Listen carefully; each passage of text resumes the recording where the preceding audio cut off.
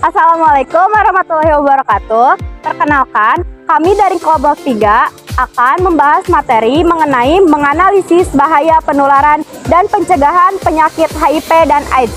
Perkenalkan, nama saya Novita Silviawati. Nama saya Rizky Fajri. Nama saya Halimah Susadia. Nama saya Naya Rolfia. Nama saya Luna.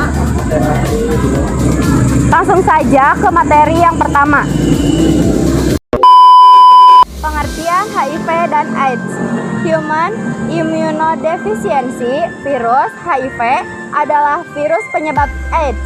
AIDS merupakan singkatan dari Acquired Immunodeficiency Syndrome, yaitu kumpulan berbagai gejala menurunnya kekebalan tubuh yang disebabkan oleh HIV. Penyakit HIV atau AIDS salah satu penyakit berbahaya dan mematikan. Bahaya dari penyakit HIV antara lain sebagai berikut. 1.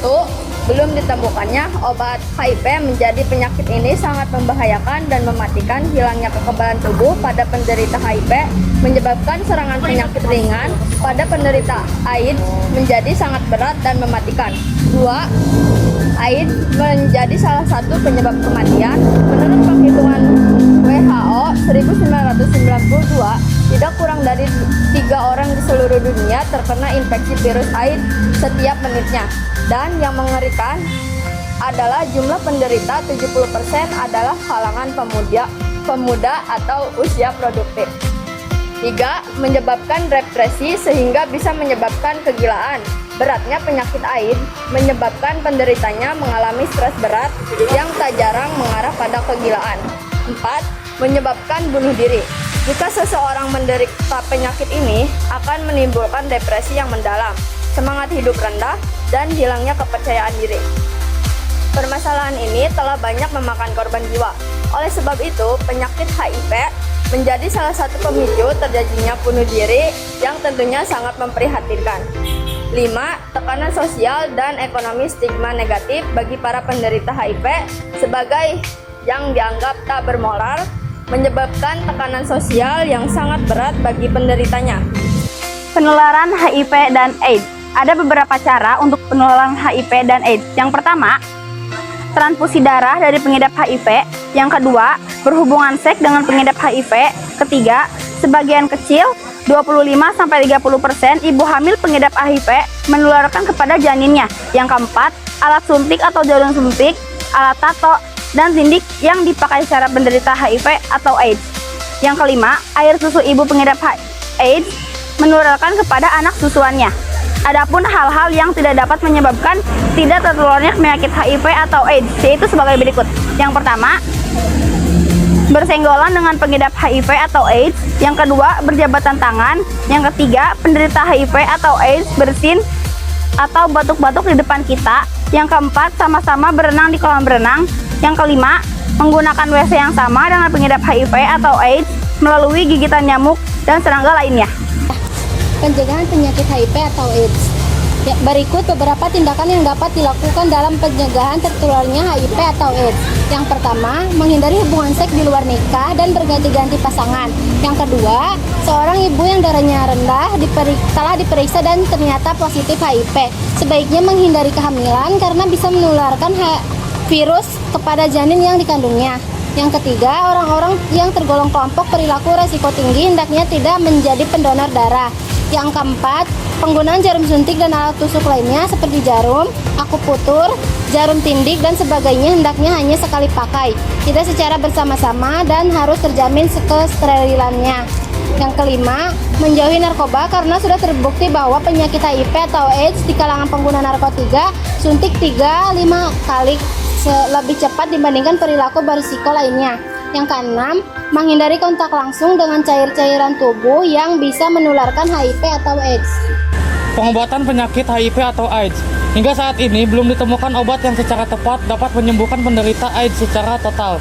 Pengobatan yang dibutuhkan seorang penderita AIDS diperlukan tidak saja untuk melawan infeksi sampingan yang muncul, tetapi juga untuk mencegah komplikasi virus ini lebih lanjut dan untuk memperbaiki fungsi tubuh penderita akibat sistem kekebalan yang sudah rusak. Ada beberapa jenis obat yang telah ditemukan yang berfungsi hanya untuk menghambat perkembangan virus HIV. Obat-obat tersebut adalah AZT atau azidotimidin, DDI atau dideosinosin, dan DDC atau dideositidin. Akan tetapi, obat AZT, DDI, dan DDC ini belum menjamin proses penyembuhan. Obat-obat tersebut mungkin hanya memperpanjang hidup penderita untuk 1 atau 2 tahun saja, karena sampai sekarang belum ada obat yang dapat menyembuhkan virus ini secara total. Demikian juga cara perawatan yang optimal untuk menyempurnakan kembali sistem kekebalan penderita AIDS belum ditemukan. HIV dan AIDS. Tes HIV adalah suatu tes darah yang khusus dipakai untuk memastikan seorang telah terinfeksi HIV atau tidak. Terjadinya infeksi HIV ini dapat dideteksi dengan mengetes adanya zat anti atau disebut antibodi terhadap HIV di dalam darah seseorang. Terdapat 2. Tes secara ELISA. Pemeriksaan adanya antibodi terhadap HIV secara ELISA pada umumnya dipakai untuk penyaringan adanya infeksi HIV atau screening darah donor transfusi darah. Hasil positif dari tes ELISA ini masih perlu dipastikan dengan pemeriksaan lanjutan melalui tes secara Western blot. Yang kedua, tes secara imun blot atau Western blot. Pemeriksaan secara Western blot lebih spesifik terhadap HIV, meskipun dari aspek pembiayaan lebih mahal dan lebih sulit dilakukan. Oleh sebab itu, cara Western blot tidak digunakan untuk penyaringan, tetapi digunakan untuk memastikan hasil tes ELISA. Tes HIV wajib dilakukan terhadap transfusi, alat tubuh atau jaringan tubuh, dan sel telur atau sperma yang disumbangkan atau didonorkan. Namun tes HIV juga sebaiknya dilakukan pada mereka yang sebagai berikut. 1. Mempunyai perilaku beresiko tinggi. 2. Pernah menjalani transfusi darah beberapa tahun yang lalu. 3. Tidak sembuh dari gejala demam, batuk, atau diare yang lama. 4. Mengalami penurunan berat badan yang banyak tanpa sebab yang jelas. 5. Khawatir sudah tertular HIV. Apabila status HIV positif atau negatif diketahui sejak dini, dapat segera dimulai upaya-upaya perawatan agar gejala AIDS tidak segera muncul, dan juga dapat menjaga diri agar tidak menularkan virus HIV kepada orang lain, terlebih orang dekat seperti pasangan, agar tidak semakin menambah penyebaran penyakit ini.